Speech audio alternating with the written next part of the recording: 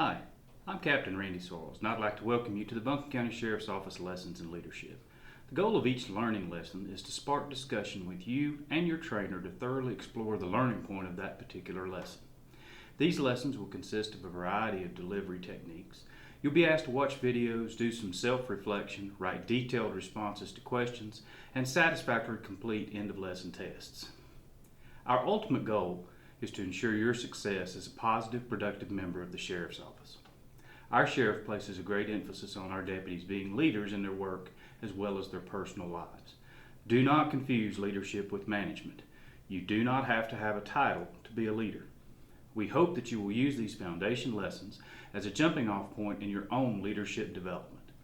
We encourage you to continually seek out opportunities to grow yourself. Remember, leadership development is a journey, not a destination. How do you explain when things don't go as we assume? Or better, how do you explain when others are able to achieve things that seem to defy all of the assumptions? For example, why is Apple so innovative? Year after year after year after year, they're more innovative than all their competition. And yet they're just a computer company. They're just like everyone else. They have the same access to the same talent, the same agencies, the same consultants, the same media. Then why is it that they seem to have something different? Why is it that Martin Luther King led the civil rights movement? He wasn't the only man who suffered in a pre-civil rights America, and he certainly wasn't the only great orator of the day. Why him? And why is it that the Wright brothers were able to figure out controlled powered manned flight when there were certainly other teams who were better qualified, better funded, and they didn't achieve powered manned flight, and the Wright brothers beat them to it? There's something else at play here. About 3.5 years ago, I made a discovery, and this discovery profoundly changed my view on how I thought the world worked, and it even profoundly changed the way in which I operate in it. As it turns out, there's a pattern. As it turns out, all the great and inspiring leaders and organizations in the world, whether it's Apple or Martin Luther King or the Wright brothers, they all think, act, and communicate the exact same way, and it's the complete opposite to everyone else. All I did was codify it. And it's probably the world's simplest idea. I call it the golden circle.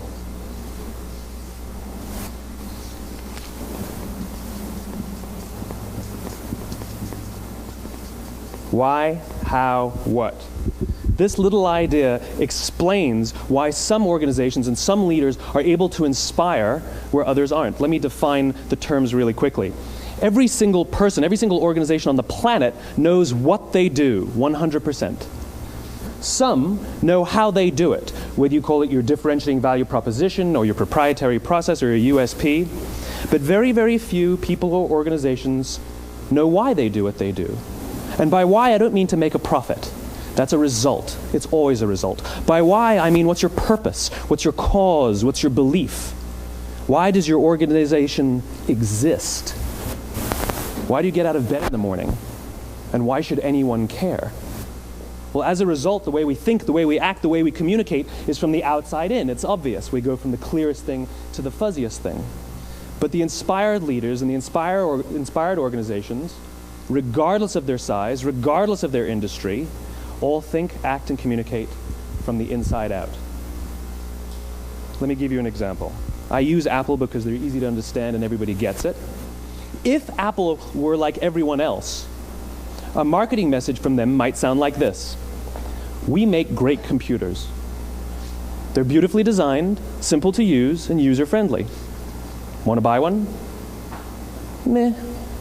And that's how most of us communicate. That's how most marketing is done, that's how most sales is done, and that's how most of us communicate interpersonally. We say what we do, we say how we're different or how we're better, and we expect some sort of behavior, a purchase, a vote, something like that. Here's our new law firm. We have the best lawyers with the biggest clients. We have, we always perform for our clients, do business with us. Here's our new car. It gets great gas mileage. It has, leather seats. Buy our car. But it's uninspiring. Here's how Apple actually communicates. Everything we do, we believe in challenging the status quo. We believe in thinking differently. The way we challenge the status quo is by making our products beautifully designed, simple to use, and user-friendly. We just happen to make great computers. Want to buy one? Totally different, right? You're ready to buy a computer from me. All I did was reverse the order of the information. What it proves to us is that people don't buy what you do, people buy why you do it. People don't buy what you do, they buy why you do it. This explains why every single person in this room is perfectly comfortable buying a computer from Apple. But we're also perfectly comfortable buying an MP3 player from Apple, or a phone from Apple, or a DVR from Apple. But as I said before, Apple's just a computer company. There's nothing that distinguishes them structurally from any of their competitors. Their competitors are all equally qualified to make all of these products. In fact, they tried. A few years ago, Gateway came out with flat-screen TVs. They're eminently qualified to make flat-screen TVs. They've been making flat-screen monitors for years. Nobody bought one. And Dell. Dell came out with MP3 players and PDAs. And they make great quality products, and they can make perfectly well-designed products, and nobody bought one. In fact, talking about it now, we can't even imagine buying an MP3 player from Dell. Why would you buy an MP3 player from a computer company? But we do it every day. People don't buy what you do, they buy why you do it. The goal is not to do business with everybody who needs what you have. The goal is to do business with people who believe what you believe. Here's the best part. None of what I'm telling you is my opinion. It's all grounded in the tenets of biology, not psychology, biology. If you look at a cross-section of the human brain, looking from the top down, what you see is the human brain is actually broken into three major components that correlate perfectly with the golden circle. Our newest brain, our Homo sapien brain, our neocortex, corresponds with the what level. The neocortex is responsible for all of our rational and analytical thought and language. The middle two sections make up our limbic brains, and our limbic brains are responsible for all of our feelings, like trust and loyalty. It's also responsible for all human behavior, all decision-making, and it has no capacity for language. In other words, when we communicate from the outside in, yes, people can understand vast amounts of complicated information like features and benefits and facts and figures. It just doesn't drive behavior. When we communicate from the inside out, we're talking directly to the part of the brain that controls behavior, and then we allow people to rationalize it with the tangible things we say and do. This is where gut decisions come from. You know, sometimes you can give somebody all the facts and your figures, and they say, I know what all the facts and details say, but it just doesn't feel right. Why would we use that verb? It doesn't feel right. Because the part of the brain that controls decision-making doesn't control language. And the best we can muster up is, I don't know, it just doesn't feel right. Or sometimes you say you're leading with your heart or you're leading with your soul. Well, I hate to break it to you, those aren't other body parts controlling your behavior. It's all happening here in your limbic brain, the part of the brain that controls decision-making and not language. But if you don't know why you do what you do, and people respond to why you do what you do, then how will you ever get people to vote for you or buy something from you, or more importantly, be loyal and want to be a part of what it is that you do? Again, the goal is not just to sell people who need what you have. The goal is to sell to people who believe what you believe.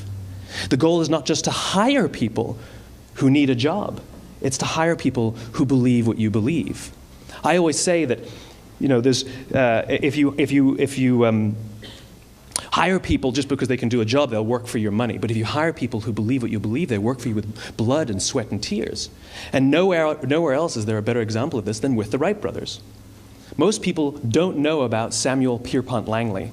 And back in the early 20th century, the pursuit of powered man flight was like the dot-com of the day. Everybody was trying it.